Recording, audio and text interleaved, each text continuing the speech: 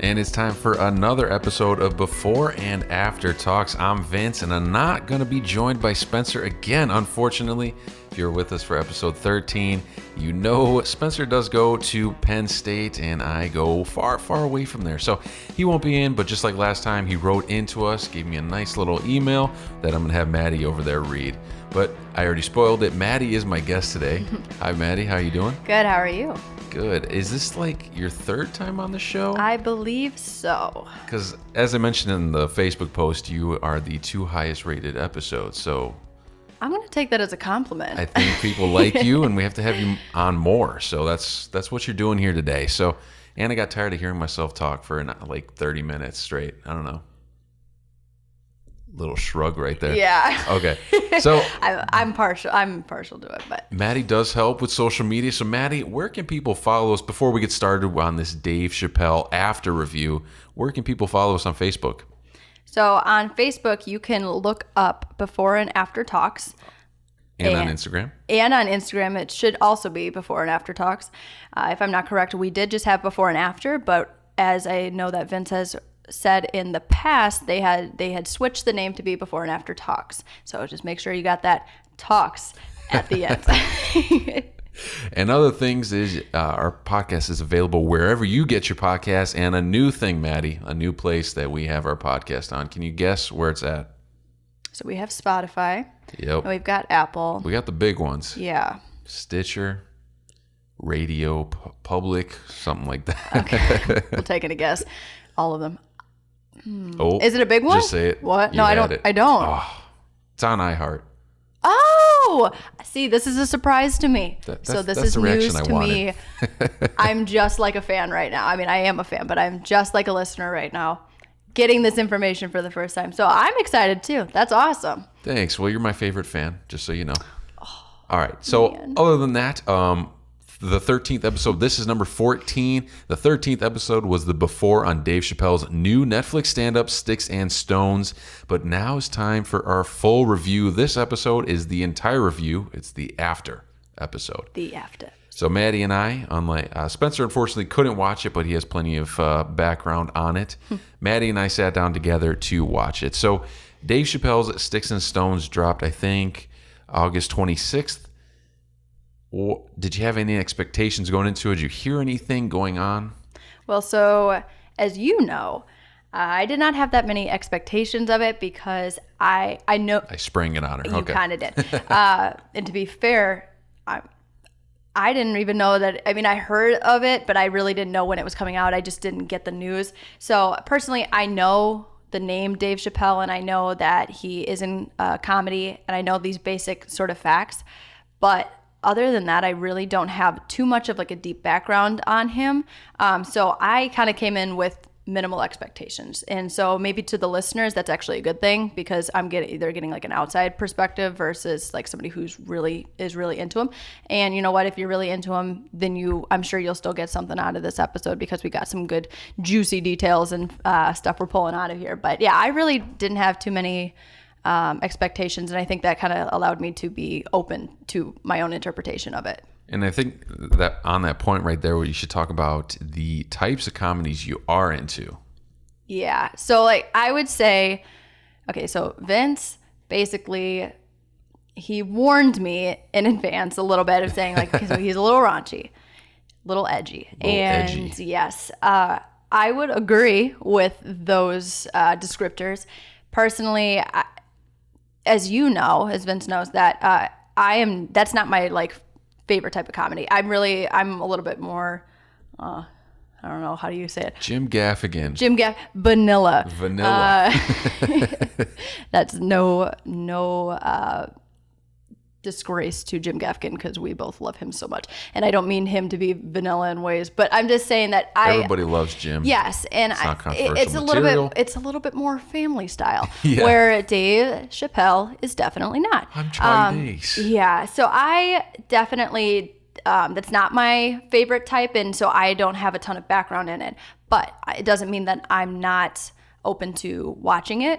It's just a new type of genre of comedy that I've been getting into. And, you know, since you and I have started dating, I knew a couple of comedians, but I really didn't know the world of comedy and like how cool of a craft it really is, and how there's this huge industry for it, and a lot of people I feel like don't really realize that. So since, you know, you and I have been together, I feel like I've been opened up to a lot more comedy. So I'm still learning to this day about like different comedians and like different styles and genres of comedy.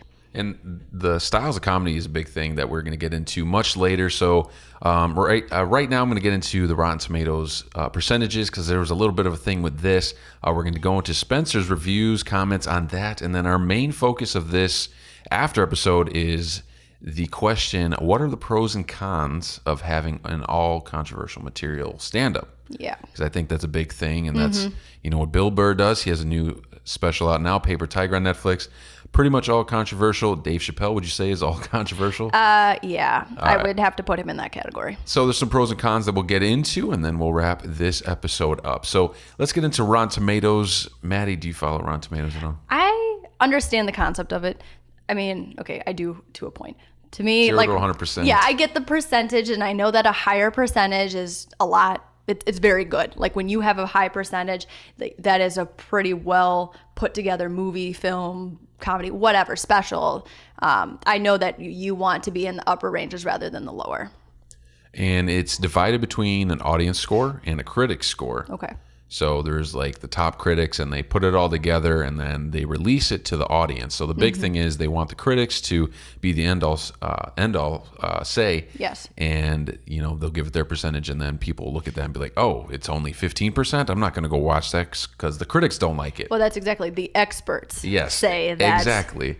But with, you know, maybe a politically charged, edgy stand-up, do you expect the critics to like it much? See, that's a really good point. I mean, like you even just brought up one of the first questions to me just this episode. What is my favorite type, or what is my preferred type of comedy? Everybody has a preferred type. Now, I know that critics have to go into movies, films, TV shows, whatever. They have to have an awareness of their own bias. I do think that they need to do that. Otherwise, their critics, their reviews are not going to be as solid, and it's. I feel like it's not going to really help the general public when trying to decide that. So, you do bring up a good point in like, well, should you follow it, or should you really be so strict on, well, if it's only like 60%, or, you know, I'm not going to watch it, you know.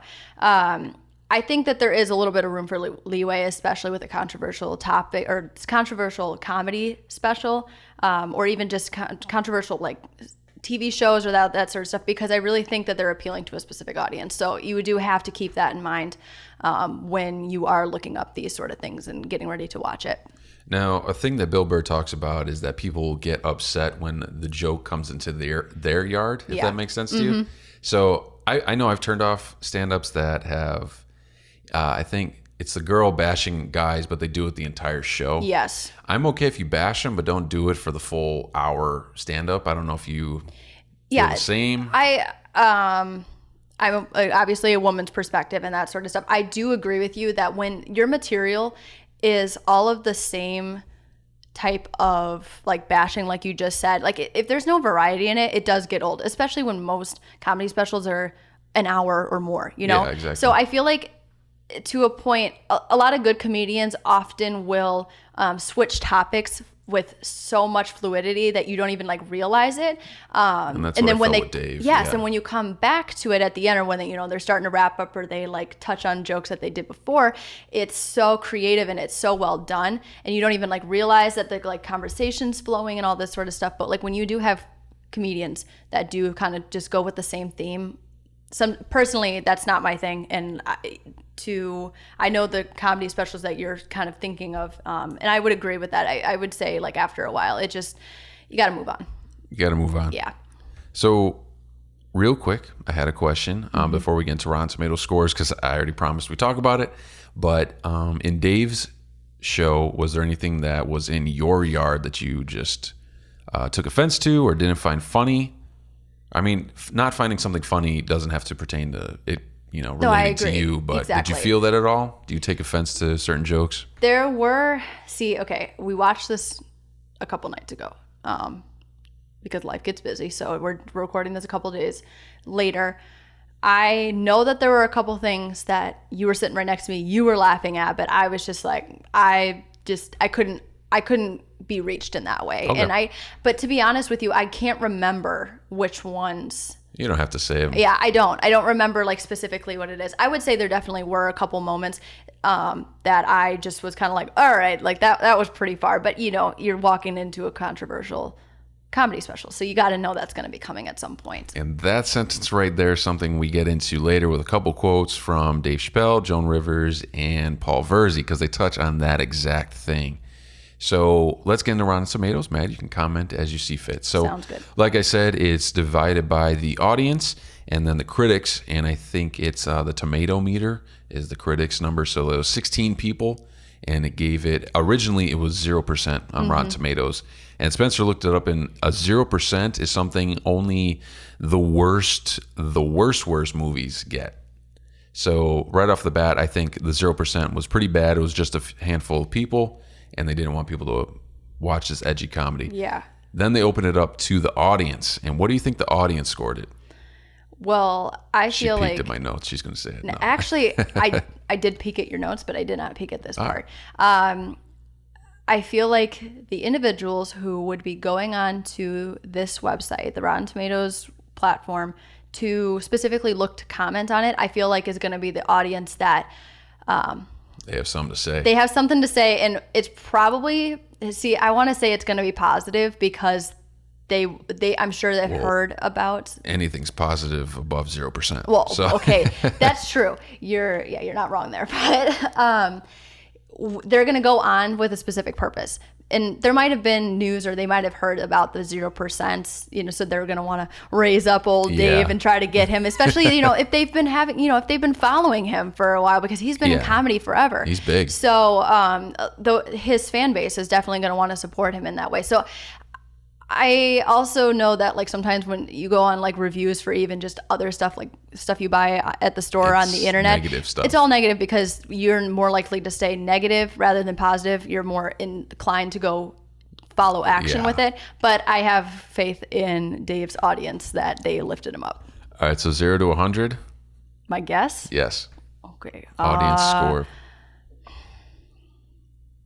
Okay, knowing it started out at 0. There's a lot of room to grow. Yes. I would probably, just to put it in the middle, around 60%. All right, do you think the actual one is over or under that? Because it's not 60%. What the heck? Let's see. Over. I'm going to go All right, with there it. we go. 99% is the audience score, and that Okay. is put together by 34,000 people as of today, Wow. September 12th. And the tomato meter, 16 people, is 31%. So it did raise from 0, I'll say that. But Wow. 99% of the audience. So this is part where I go to the next tab and then I look at what those critics actually said. Mm-hmm. It's their top critics. They're rated because I think they've rated multiple things or just whatever. Well, and so, you got to work yourself into the business, so you got to be pretty well known to be respected in that way. exactly. So I'm going to struggle through their names because I can't pronounce That's half of them. But the heading for this, I thought it was pretty cool. So it's Dave Chappelle's Sticks and Stones is the name of the stand-up. So here it is. The quote, critics' consensus is edgy but empty. Sticks and stones won't break any bones, but it won't elicit many laughs either. Whoa. End quote. That's pretty harsh. Dang. Pretty harsh. Laying on thick on Dave. Dang. Good old Davey. Yeah. Davey. All right. So we have top critics. I love the pictures that people post on their Rotten Tomato page. But so here's one, Hannah Georgis from The Atlantic. She's a top critic. She says, Sticks and Stones registers as a temper tantrum, the product of a man who wants it all, money, fame, influence, without much having to answer to anyone. Another one is Inku Kang. She's from Slate, another top critic. She says, like dropping in on a rascally uncle who doesn't know or doesn't care how much he's disappointing you. Oh my gosh, that's amazing. See, there's a bunch, and normally me and Spencer would just read a few. So I'm going to keep going because some of them are pretty funny. Wow, these are obviously well thought out before they're put down. And feel free to comment on each one or just wait till I'm done. All right. Okay, so the next one, if I can remember right, is Roger Moore, who has a nice brown blazer on and a blue tie in his picture. He's legit. He's from Movie Nation, not a top critic, but he looks like he should be one with that haircut. So he says, "You've got our attention, pal. You just haven't delivered the funny." Whoa. Anyone who types pal is just... It's a little passive aggressive a there. little bit. So I did read it to female critics. I can't remember if Dave did talk bad about females, but I think he talked equally about both sides, right? That definitely were out there, but he's going to cover all his bases with all the controversial. So that wasn't the only thing. So he hit everyone's yard. I like that. Roger Moore being a guy, he's still pissed off. That's fine. Another one is Sticks and Stones leaves the audience with the sense that there was more work to be done before the special was filmed.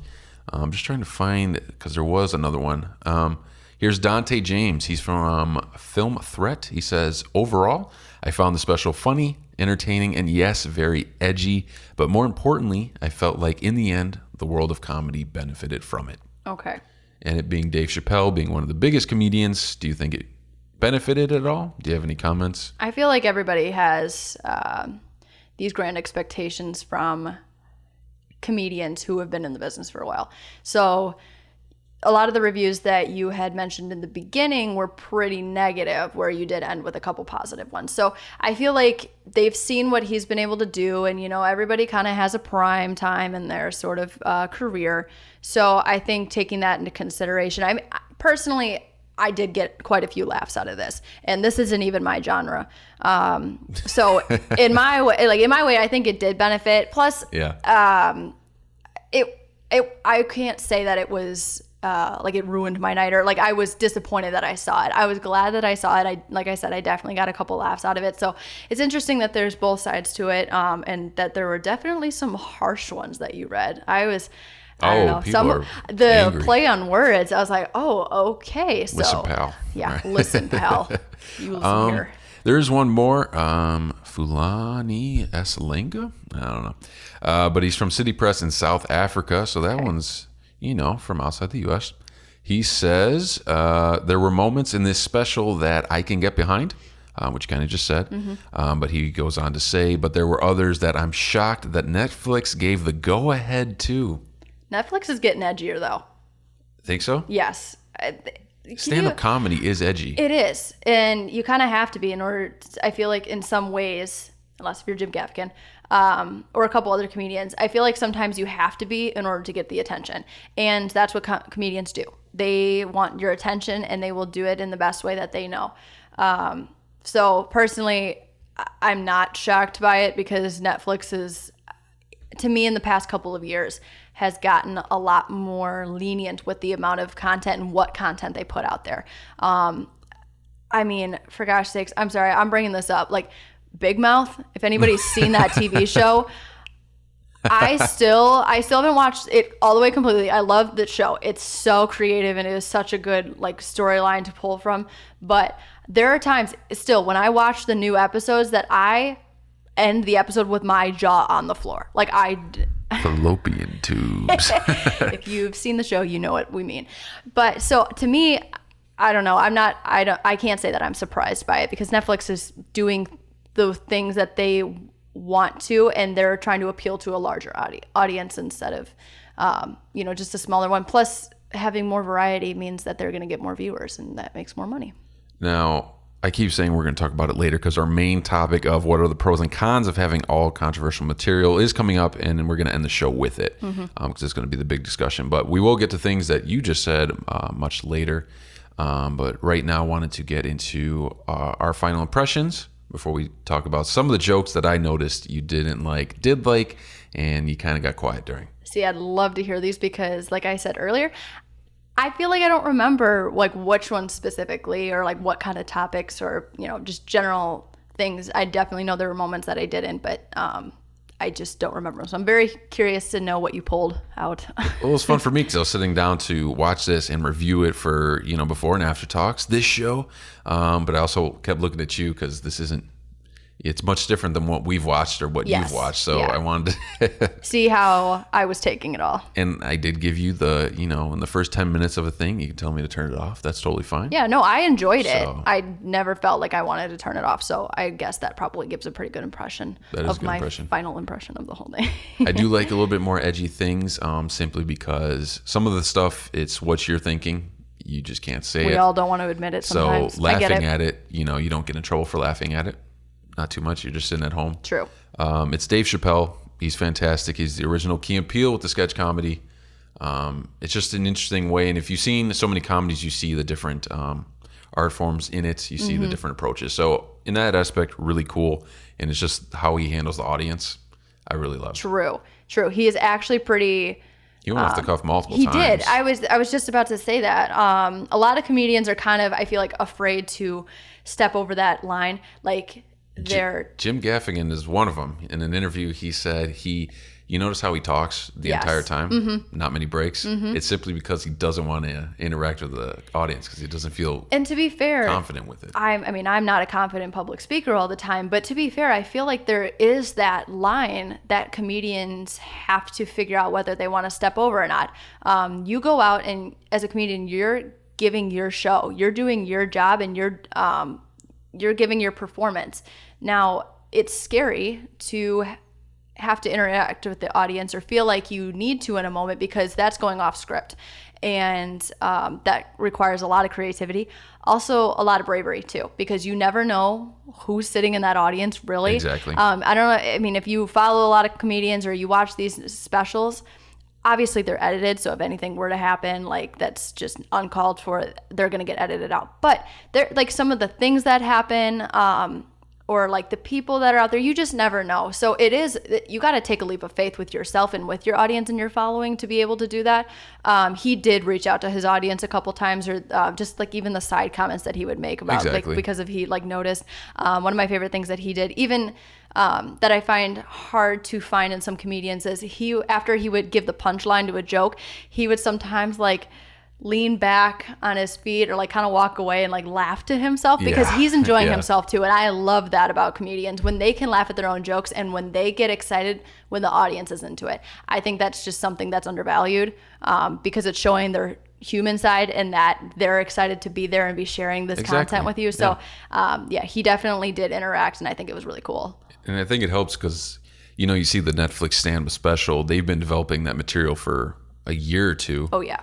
I just noticed with Bill Burr, I went to his stand-up 2 years ago, and he used those jokes in that special. So he's been working on it. Dave Chappelle's been working on his stuff. So they get more confident. They can go off script if they want and just have that. And two, it's just with style. I mean, Exactly. comedians all have different style. It's an art form. So you are going to have a different style. If you find that you work best when you don't interact with the audience, there are some strong comedians who still kill it out there. An example, Jim Gaffigan. He's Yep. like ranked number 2, like worldwide, basically, or whatever. I don't even Richest know. in Richest. Forbes. Yeah, he's killing it, and we love him. And just because he doesn't interact with the audience, I mean, it His doesn't material mean doesn't accurate interaction, I feel like. Agreed. Agreed. That's actually another good point too. With controversial stuff, I feel like sometimes you have to kind of almost reach out to the audience to reassure, like, hey, you're human, I'm human, like, let's laugh about this and move on. Or you're having that connection of like, you understand what I mean without saying that necessarily, you know what I mean, without like exactly. picking out certain people. So you're kind of all in this sort of environment together, and you're working with it. So All right, so let's talk about a few of the jokes that I noticed just watching you. Again, we watched it 2 days ago, so if I would have actually taken notes, I would have remembered a lot more. Me too. So I was surprised because he touched on Michael Jackson, the Yes, whole he did. accusations, and then the documentary, something Wonderland, Chasing Wonderland, yes, something like yes. that. He touched on different races, the Me Too movement, school shooting. Was there Yeah. anything else that you can remember off the top of your head? I don't, but now that you're saying these topics, bringing them back, I immediately am starting to like remember, like kind of like my initial feelings with some of the things. Guns and being broke, and he did have one little thing where he went into the president and how African Americans have to go out and vote. But he kind of transitioned that into a joke about guns. So he preached for a little bit. Definitely preached about like all sides to like the presidency or like, vote. It wasn't just specific, but yeah, it was. He definitely did lay it on thick with a couple of them. But and real quick, the presidency thing. Normally comics will give like, oh, they're all for one candidate or whatever. But when they were asking questions to Dave Chappelle, or even in the stand-up, and they asked about Trump or whatever, who's the hottest topic. Hottest button issue or whatever, he just said, he's probably going to get it. He has more of a say than you, or more of a following than people really realize. Yeah. So he didn't like focus on candidates or anything. He just talked general. He talked general and just more observational aspects of it instead of being like, well, this is happening. Yeah. So he wasn't throwing his stuff on us. Exactly. Yeah. In that sense. So out of everything in the show, and you being a student teacher, the school shooter jokes, they didn't upset you as much as the Chinese one. And I don't know why. Okay. So Dave Chappelle said, what if I was just a black man in a Chinese man's body? How would that be? Oh, I'm Chinese. Oh, and you just said that right there and gave up. I basically just reenacted. Now the school shooting jokes you have to watch. They're not, they're much different, and there's actual joke to it. It's much, there's something to the side of it. And I now bringing those two moments up, I remember distinctly, you're correct, that the school shooting, because he tied it into his family and something else. He did. And so the school shooting issue, or like the topic he brought up, yes, I was definitely quiet, because that's a reality in my profession. So in that way, I just couldn't be as okay, or I guess I couldn't, it was hard for me to take it in as openly personally, but I do remember what you said about how he kind of twisted it into something else. And I remember finding that part, like the way he twisted it was clever, and I did like how he did that, but these are obviously touchy topics that are hard to deal with. And I mean, like you said before, he was in everybody's yard in this one. The Chinese one, I did vocalize more than it. And it's interesting that you bring that up too, because now I'm really reflecting on it. I feel like the school shooting, I don't know. It's such a complex twist. The twist, and it's such a complex issue, and I kind of just took it in and like listened to it. Where the Chinese one, that was just outright bad. Like, when I mean bad, meaning very edgy. I kind of did that, oh my gosh, and like smiled, but like kind of gave up on it because it surprised me that he came out so bold with it. And I think that's why I just wasn't expecting it. The surprise was definitely there. I just had no idea that's where he was going with it. And it was a shock. It was a shock factor for sure. So if you're looking to watch this, or if you already have watched this, you know exactly what I mean. Because it just came out of the blue. So I think that really is probably why I vocalized and it warranted my reaction more than the school shooting topics, because I can't say that I feel more strongly about one or the other. They're both really, they're bad. Like, and like, you shouldn't do these things, but like, you know what I mean? It's comedy, so it's just another joke. It's hard. It's definitely this line you're tiptoeing across and trying to figure out. So, well, the one I think we both laughed at the most, or maybe it was just me because I was crying, but oh my gosh, the I don't want to ruin jokes for people if they haven't seen it, but can you vaguely give the topic? He was talking about his dad saying poor is a mentality. Yes. You're broke. That's what you He just had this, it was such a simple but so well put punchline in this. Yeah, because I don't want to spoil it, because maybe people are wanting to hear more about the like critics reviews and all that sort of stuff before they really makes it, because maybe they're on the line and they don't know if they're going to like this controversial type of stuff. But so I don't want to give it away. But you were laughing and you were crying. You were laughing so hard. I was laughing very hard too, but that was the moment for sure that I was like, it made the special for me, to be honest with you. And you know what? for us, it's probably going to be different than other people watching this because Some other everybody people, has different connections or different. Yeah. Even if you have a similar interest in a genre, you still have a different sense of humor than other people. So maybe if you listen to this, or if you have not yet and are going to, and you figure out what we're talking about and you don't find it as funny, that's just yours and I like sense of humor, and that's why we laughed at it so hard. But yeah, that was our favorite. But maybe you as the listener might find one that you find instead, and you can let us know which one it would be, because that'd be really great. And before we move on, last thing I want to say is, if you don't know who Jesse Smollett, is that his name? Yeah. You should probably Google him before watching this. Oh, yes. It'll make the experience much better. Yes. So he hits those topics too. So just a forewarning. All right, so that's our impressions, the jokes that did it for us, just our observations, and then, of course, the lovely Hey Pal critics. So we're going to take a quick break and then come back to Spencer's review on Dave Chappelle's Netflix stand-up, Sticks and Stones. Anchor FM, what can I say? See, I started this podcast for fun with Spencer, and it has taught me so much. There's so much that goes into podcasting that it would hurt your head and your wallet. But it's also turned into a more serious hobby for me. See, when you have a podcast, you need a podcast host. No, not like me. You need a host site that holds your podcast and then ships it out to every other platform. See, go ahead and Google search podcast host websites. See, I'll give you a minute. There's probably going to be an overwhelming amount, which there is, and I was overwhelmed when I first started out. I started on one, and it asked me to pay after a few weeks. Luckily, my friend Sarah, who runs a health and fitness podcast called Sarah List, also hosted on Anchor. She turned me towards Anchor. She said it was the easiest platform to use, and it is completely free, and I agree with that. There's no hidden fees, no nothing. See, it has everything you need to record and edit. You don't need to go buy any other products to do so. It can also be done from your phone or computer, and that's the best part, because I always have either my phone or my computer on me. They have podcasts of their own, and they are geared towards helping you and giving you ideas. I listen to them a lot to learn how to get this podcast out there and how to record different types of things and how to just edit in general. See, like I mentioned earlier, though, Anchor FM does all the work for you. You post your episode on Anchor, and they send it out to any other platform that you want.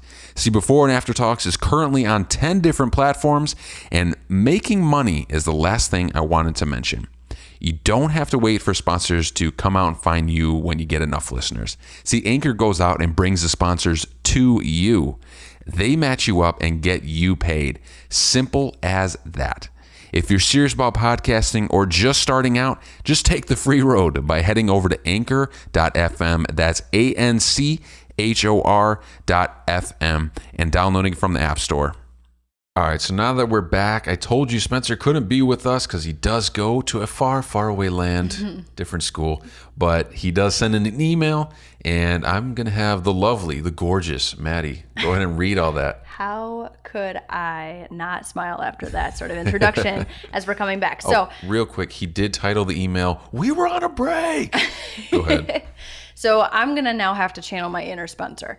Do you have an impression? I don't. I'm terrible at impressions. All right. So just as I'm reading this, just imagine that it's the lovely Spencer's voice instead of mine. Red curls. Yes, red curly locks, even though our audience doesn't know that. So now they have a better picture of who Spencer is.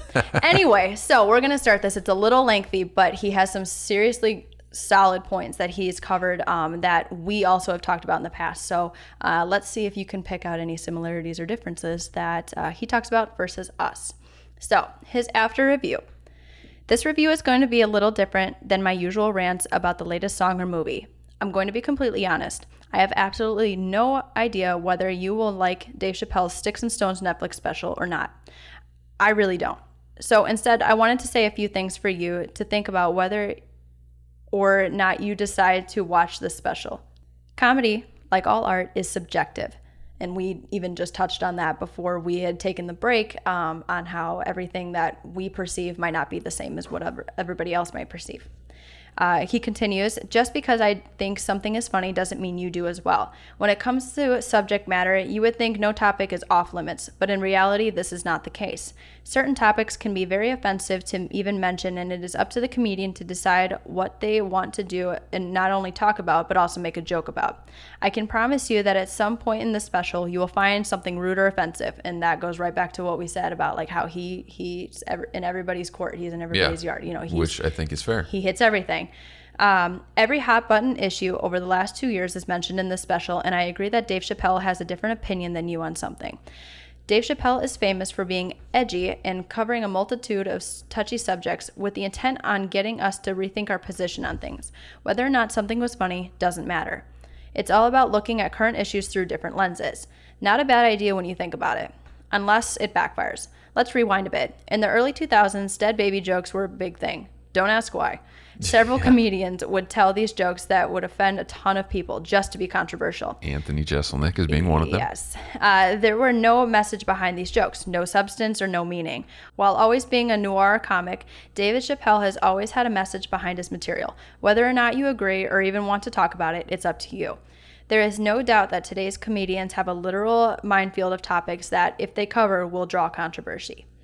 Some comedians will steer clear of this while others will bathe in it.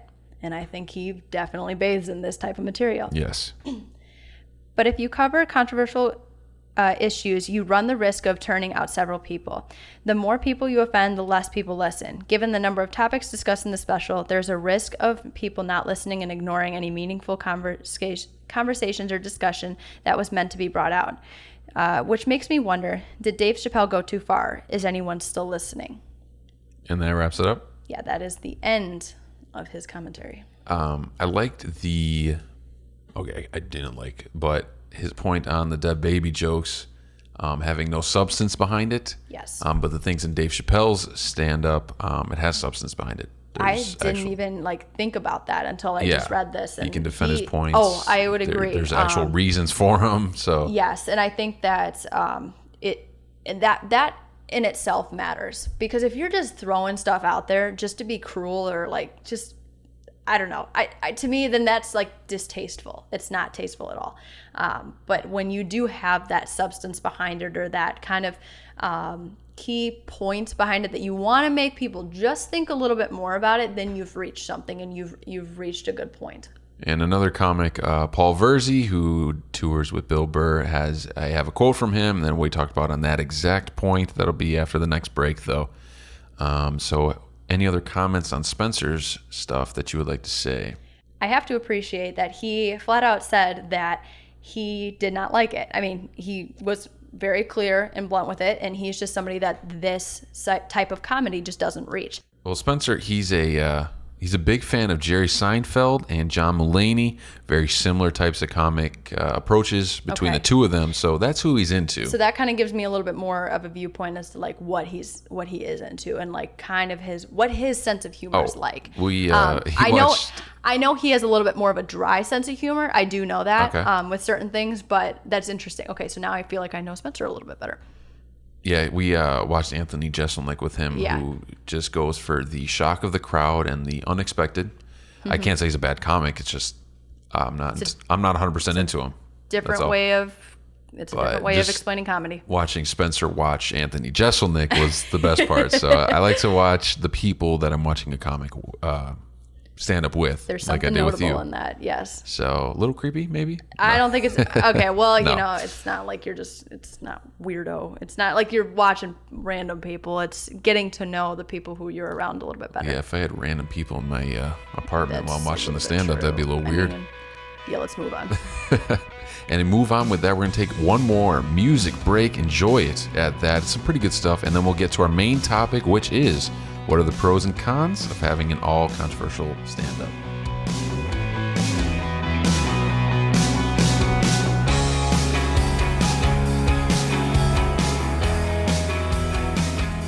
All right, it is time for the main topic. What are the pros and cons of having an all-controversial stand-up? This was in our Facebook post, our Instagram post. It's something we...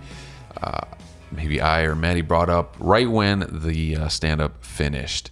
But real quick, I want to go into the types of comedy approaches. In the beginning of the show, we just talked about approaches and different styles, and I said we'll get to it later. Well, now is later. So different types of comedy approaches. There's the relatable, like Jim Gaffigan, would you say? Yes. And Sebastian Maniscalco. That's a great example. It's relatable stuff. It's relatable, and they talk about things that are so human in a way. Yeah. And I mean, they do have a cultural aspect because they are from the U.S. So I mean, culture has something to do with it. But they do. It's the most basic things, but yet Jim puts it in a more simplistic way, and he is just straightforward, but he has this like lovable aspect. He does, and I can't even really still explain to this day like how to describe him, but he is so simple in his delivery, yet it is so effective, and I think that's why we like him so much. But his stuff is just really simple, and it's just the most random stuff, the most random topics, but he pulls through with it every time. Sebastian loves to go for the antics and his voices and the movements, and that's what kills me about it. But Yes. 100% relatable to just everyday life, kind of the family stories. exactly. Whatever. There's those everyday stories and those everyday struggles or things that you have to do. Exactly. And the next one I noted was it's a little bit targeted towards Bert Kreischer, but the over-the-top party stories. Yeah. Just the insane, like you wouldn't I don't know. believe Yeah. what I've been through or the stuff that, definitely that approach. over the top. He also does it shirtless. That So could be a third that approach if you kind want. it really should be its own genre nude at this comedy. point. Okay. Oh, creepy. Yeah, well, that's Too getting far from creepy Maddie. again. No, it's not too far. It's just a little not where I thought this conversation would go. All right. Anyway, he basically adds that element to himself, and I mean that's his signature part about his own comedy. Yeah, type, exactly. That's That's him being him, though. Oh, He's yes. being real, and that's what I like. And it is cool. He is a really cool dude. I know that he's so down to earth, and but his stories are insane. So if you're wanting a good story, He's the machine. Yeah. So if you're wanting a good story or to hear some wild stuff, that's the type of comedian for you. Next one I had, so if we can go on 3 or 4. Okay. The Unexpected, that's a big one. Tom Segura, Anthony Jeselnik. All Unexpected. Tom Segura, I think, all around, fantastic comedian. You and I have gotten into him a little bit more than the past year and a half, I would say, give or take. Just his whole delivery. It's so great. And I feel like the way that he delivers is very much more aligned with our personal sense of humor, because we have a pretty similar sense of humor. And we laugh at the same stuff with his stuff. And I mean, we probably throughout our daily lives quote Jim and Tom the most. And I mean, it is just the most absurd stuff that you would be like, what does that doesn't even make sense. My name's Crazy Chris. But yeah, he's a good example for that category. Fantastic. Yes. Unexpected. And the last one I can think of, you could also add if you can think of any other ones, but is the controversial, obviously. Yes. What we're talking about, Dave Chappelle, Joan Rivers, and Bill Burr are the top 3 that I can think of, and that you'll probably know. Yeah, I know all of those names, and I know especially about Bill Burr too, because you're a big fan of him. Yeah, I've said his name 19 times, so. Yeah, I haven't personally gotten into his stuff, but I also haven't really given myself the opportunity to.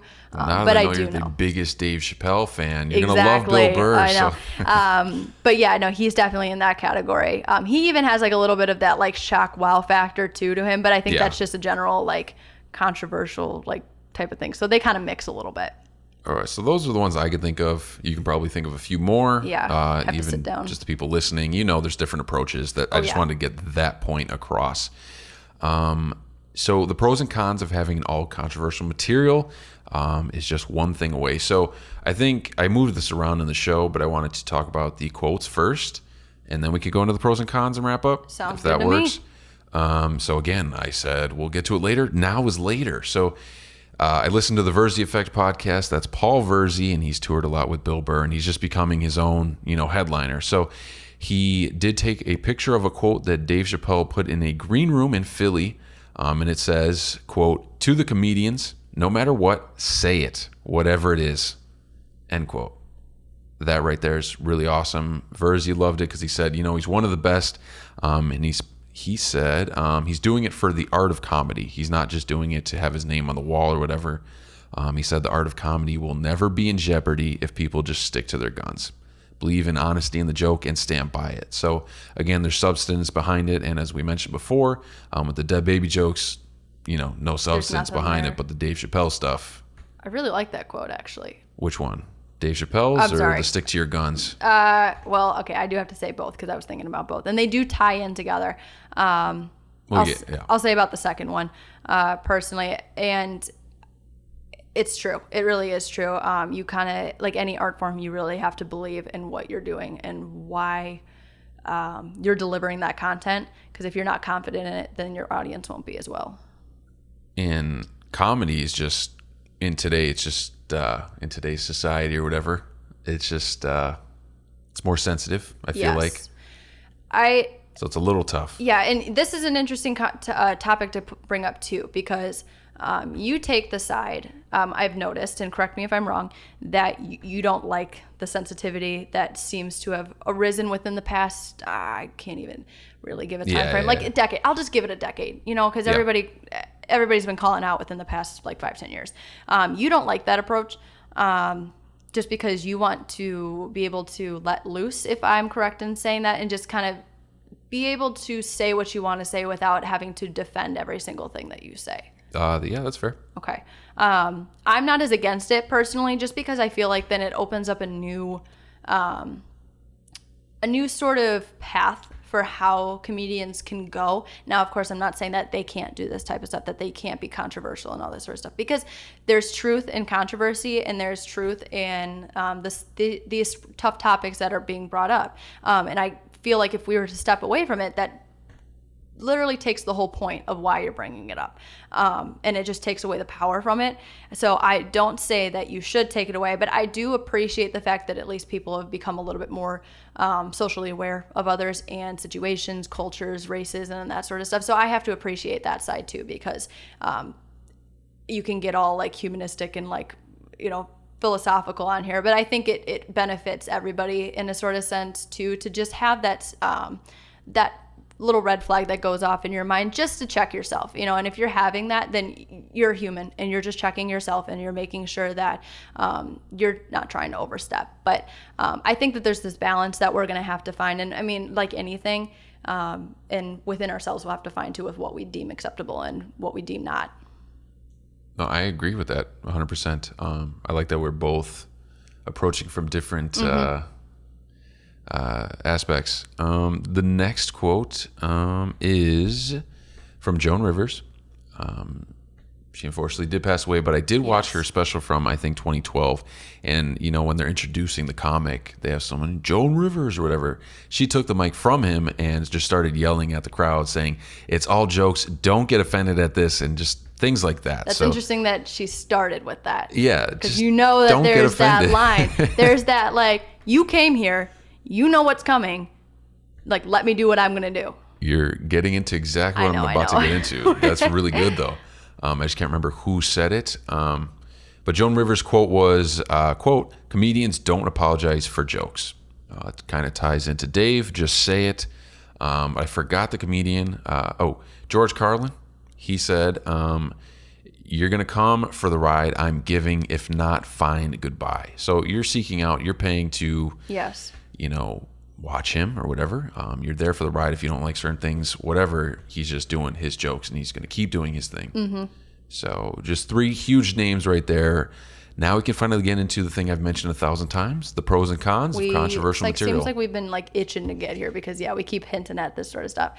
But I hope that this will give a little bit more of a layout to our listeners about maybe it'll persuade them one way or the other whether they should listen to it, or maybe give them a new perspective on, maybe interpreting it even after they've already watched it. And I know we're like 45 minutes into the podcast, but I think we needed to lay out everything that we did so far to then get to the pros and cons. That's fair. We've talked about a lot. It's the main topic, and now with everything we've talked about, the quotes, the expectations, the hate pal critics, we can just focus on this. Yeah. And I think we each have a couple. Do you want to start with pros? Sounds good to me. I'm not picky. So my pro, I have one. All right. Well, and I'm sure that there'll be a couple things that'll come up too. So pros is, and I've said it earlier, but people on certain sides can relate without getting in trouble for laughing at it, like I mentioned before. I like that. It's a this is going to lead into my pro. Okay. I'll just kind of bridge Go these ahead. two together. My pro is that if there's any platform or way to talk about controversial stuff or like topics, comedy It's is the through way to do comedy. it. Because we always say like laugh through the pain or all this sort of stuff. In a way, it's a coping mechanism. We like Yes. to laugh to feel better, whether you're having a bad day or even just a good day. You want to feel better. And so I would say that if there's any way to express these sort of topics, it would be through comedy, just because it's honestly, it's the way to do it, because I feel like it's a safe place to do it, because we all can agree to some degree that whatever's being said is probably true. You take a Dave Chappelle joke and turn it into a statement, so just not a joke, and you Yeah. put that on CNN, Fox News, whatever news channel you want, it's not going to have the same effect. Yeah. So I like what you said. It's a safe environment. The environment for And it. it has to be. It has to be, because if we can't say it in a comical way, how else are we going to say it? Did he say that during the show as well? Whatever. Honestly, he probably did. This is going to Should I say this at home or something? Yeah, something about that. And honestly, this will kind of lead in, and I do want to give a little disclaimer, or not even a disclaimer, just a recommendation that after the special, we watched, there was this thing that, when Netflix, like you finish a show and it's like, Rolls now into it. loading, and like in 15 seconds, they always like load a new episode of something, or they go on to, they like lead you to something else. Well, they led to like an afterword for him. Which I didn't even see on there. I had no idea what it was going to be. And like, we just kind of like let it play. And I'm so glad that we did, because I actually feel like I have a little bit more of a respect or understanding for him. Yeah, you saw a more real in that version way, of him. he's pretty real. And I would say if you're interested in looking into that side of him and getting a little bit more philosophical with, controversy and just his way and his following and how he does his job and how he does his craft, I would definitely check that out for sure. Big thing with that is obviously stand-up specials. It looks like it's one night that it's filmed. Oh, yeah. Everything, but it's multiple nights. They, yeah. They just set up everything the same. So it's all pieced together. Some things are cut out. Some things are left in. Because nothing's perfect. Exactly. Can't go perfect. And with a crowd that you can't control as much, you never know. But he did encores for all of them. And some comedians come out with a joke or two and then walk out, just like a band comes out with a couple of Yeah, songs. exactly. Just do that last couple of things and leave them laughing, and that's it. Exactly. And this one, you saw him do encores in different places, different outfits, different environments. Yes. So it was much different. And each time he came out, he opened it up to people asking questions to him. You saw an authentic Dave Chappelle. I love that. And I do want to touch on that too. Authentic is such a good way to put that, because his whole special, he's doing his act. Where this encore or this afterward that got queued up right afterwards was really real. And he did let the audience ask him questions, and there were some really cool questions. Some of them were like, what's your favorite book, or like, what do you like to read and stuff. But then there were some serious questions on like advice and all this sort of stuff. And I loved that how down to earth he got, and he wasn't so touchy-feely per se, but he was really real with the audience. He was. One other thing I did want to mention that I noticed when we were watching that is he would always give such a solid line of advice, and every single time he would do that with every question, he would immediately like spin it another way, and he'd put a joke on the end. Yeah. And it would like, it's almost like it kind of like contradicted itself in a way. He would give this grand gesture, But he made in it these known things, that, but then he all of a sudden would twist it and basically like, whatever, like what does it mean that like I said that? But like you can tell that he did it for his own twist and not to take it too seriously, because he wanted it to be he's there to entertain. exactly. So he wasn't gonna sit there and all of a sudden it'd be this touchy-feely sort of thing. So he wanted to put that twist on the end to make sure like people are either still thinking, but also still get that smile out of them. Exactly. And the final thing is he turned one question into a story that ended up wrapping up the show. He did, yeah. That was really cool as well. I think, again, off the cuff stuff. So that was really cool. Those are our pros. I think so, right? Yeah. Let's get into our cons. I'll start with mine. I think I have two, and one of them was mentioned in the special itself, which isn't a spoiler at all. Yeah. So the first one is to kind of bounce off of what I said in my pro. Con, it does upset many, and the material isn't for everyone. Spencer did mention that. Yep. That kind of aligns with one of my pros too. I had said that it is going to most likely appeal to a smaller audience. Exactly. So like, we had mentioned Jim Gaffigan and like Sebastian Maniscalco. They're more relatable. Their content's more relatable. So it's That's what it wrote down, going yeah. to, oh, good. I didn't even look at that part. So we're on the same page. But they're going to reach a more broader audience because it's such basic stuff, yet they're still turning it into this whole He's still cool doing horse idea. jokes. Yeah, I know. They both do it so well that make it, I mean, relatable is the perfect word for it, and it is a good like category to describe it. When you do touch on those topics, those hard to reach and hard to talk about topics, you are going to limit yourself to who you're going to reach, because some people just don't want to hear it. Some people just don't want to deal with those topics, or just, you know, put their head in the sand sort of thing. And I'm definitely I'm a downfall. I do that sometimes because it's not my personal favorite, but I do think it's a refresher to be able to hear it. So I think that they just know that when they are going to be writing these jokes, that they are going to be writing for a specific audience, which also might even carry their case of the fact that they can get away with more. So they can really dive into their craft instead of trying to make sure that they're appealing to everybody. So there's that perspective as well. I agree with that, especially if it depends on where they're at too. So if they're doing a stand-up special, you came to see them. If you're in a improv club, you came to see them. That's their place that they try out all the material. So they have to throw that material out there because this isn't something you can practice at home. No. You can't just you can't do talk jokes to your at the wall wall or your literally, family like that, you know? So you're there and you're just trying out your stuff. There will be controversial stuff in that. But then, of course, there's certain things that they're hired for. That's, you know, write down one lane. True. Don't do these jokes. Don't do that. Well, and you stick to that because it's a private event. And it's hard because as an artist, you want to be able to feel like you have the flexibility and to take it the way you want. So when you do have a contract or certain things in that direction, you got to be careful with where you step. But I also do got to say that when you are an artist, you have your lane that you can dive into. You have your way of doing stuff. So, I mean, you can also work within that as well.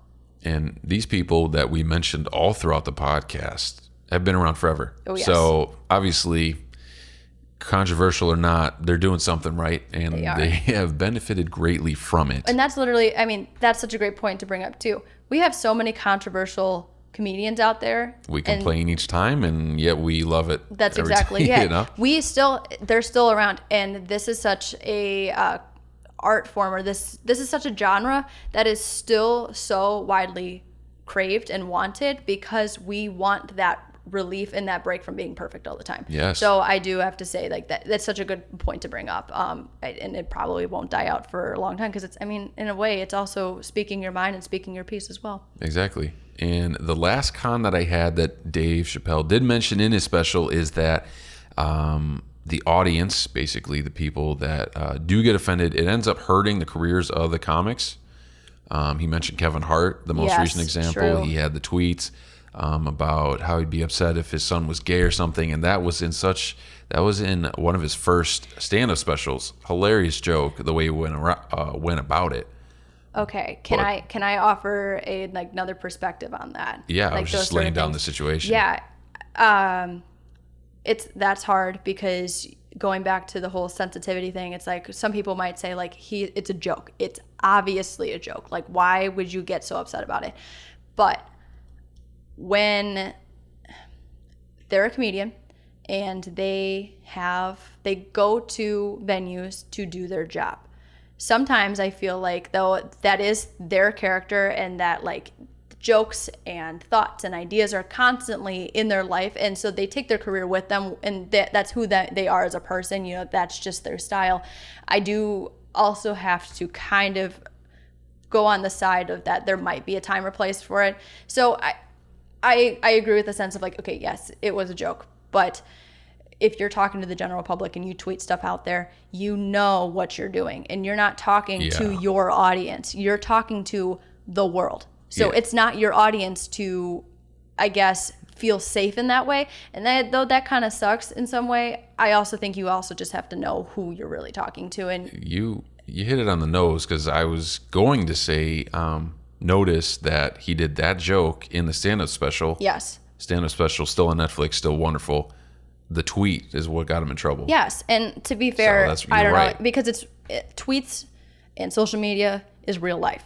It's real people out there. Okay, but that's what I'm saying though. Like, it's real life and it's real people you're dealing with. And I'm not saying that your audience isn't real. It is. Yeah. It's just an altered reality of what it's a very small population because they're going to see you. So you have to keep that in mind as a comedian or whatever art form you are. If you're appealing to the general public, it's hard to please everybody, and you need to know that. And you also need to watch what you're doing sometimes, because I just feel like you could make or break your career in that sort of way. You can't take your work everywhere with you because it will break you sometimes.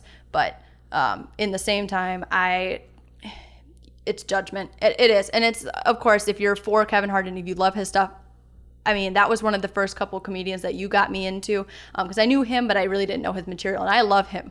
I love his stuff. Yeah, he is exploded. So funny. He is awesome. But I do have to kind of argue on the sense of like, okay, let's think about this in a sense of how could he have done that in a better, I don't know, maybe not even done it in a better way, but it depends on the platform. Taking it to Twitter, Twitter instead of the stage. Well, he did both, but obviously you could see which one exactly had the so you just worst have to know who reaction. you're talking to. And I'm like, and when it's a real life situation or just a worldly platform, you just have to know that, and you got to use your judgment on it. Well, some other pros and cons. I left a note here. I was Googling the phrase, what was it? Pros and cons of controversial stand-up material. I got the top 3 things that came up were the 3 types of paddle boards you should know, the most popular bathtub comparison, and recycling advantages and disadvantages. So Google didn't help me with that. Okay. I looked at that part of your notes, and I had thought no that idea these what were was just happening. like phrases that you were going to cue yourself with. And good to know that you're just as confused as I was when I read that. Because, so Google didn't pull through on this one. So I wish Google helped me on that, but I think our pros and cons between Maddie and I were really good. I liked your points, and I liked that you battled me on a couple of them. Got to play Or devil's gave me- advocate exactly. sometimes. So that really hit it on the nose, and the fact that you would say things that I was literally about to say True. and was thinking, awesome stuff. Do you have any other pros and cons that you would like to throw out? Any last minute ones before we wrap up? I would just, if I had to give my like wrap up sort of like overall sort of thing, I would say it's worth watching for sure. If you think of some other pros and cons that we didn't mention, because we have this train of thought that we've been trying to navigate throughout our conversation, let us know for sure, because like we said, Google didn't help us out, but I know the human mind's a lot stronger than Google sometimes. So I would love to hear about what other people think about controversial topics in comedy. I'm for this special personally, especially since it is out of my comfort zone. I found it interesting, and I found it laughable. So I would do that, and even strongly suggest, if Netflix queues up that afterward, or I'm sure you could search it in any way. Yeah, it should be on there. Strongly suggest that too, because whether you know him or you don't, you'll get a better viewpoint on who he is as a comedian and as a person. Oh, seeing that alone, seeing how real he was and how he kind of talked about the jokes that he does a little bit. And you see him so differently. When you're at your job, sometimes people don't realize you're going through your script and you're going through your routines, that sometimes people like don't see you as a real person. I don't know if that makes sense, especially with celebrities. So to see them just talk casually and be able to have that off the cusp, just that real conversation, it's cool. And any comedian who does that is just awesome, because then you feel like you get to know them a little bit better and better judgments on that. Well, go ahead and check that out. I loved the aspect of this topic, and I think it's a really good topic of pros and cons of controversial material, because like we said, there's a ton of approaches to comedy. This is one of them, and I think the biggest one, especially today. So it's something to focus on, and definitely let us know what you think. In our wrap up now, I wanted to mention that I released a schedule for all of our September episodes. This is the second one of the 3. The third one is After Hours 2, which will be released September 20th. That's with my friend Sean, who is a former manager of mine, so to be able to talk about the different things that I hated at the time, or just whatever, you know what I mean? Not many people get to talk about. Talk with their old manager. So right. He was great. That's After Hours 2. Another thing is our YouTube is in the process of being put together, but officially we have the first 2 podcast episodes on there. Shout out to Billy, who made it look really cool. Awesome thumbnail on the video. You think just it's professional. Exactly. He's such a cool dude. What a so guy. talented. Last thing is, thank you to Anchor FM for sponsoring Before and After Talks. And Maddie, where can everyone follow us? So, now that I learned, you can follow us on Facebook, you can follow us on Instagram, and we're also on iHeartRadio. Oh. So. And how did they find us? What's the name of the show? Before and After Talks. Hey, pal. All right, that's going to do it. Maddie, thank you so much for being on the show again, the 3rd time. This will be probably one of the top episodes once again, but that's all right. Perfect. Thank you for having me. I had fun. That's going to do it for Before and After Talks, episode 14. I'll see you next time.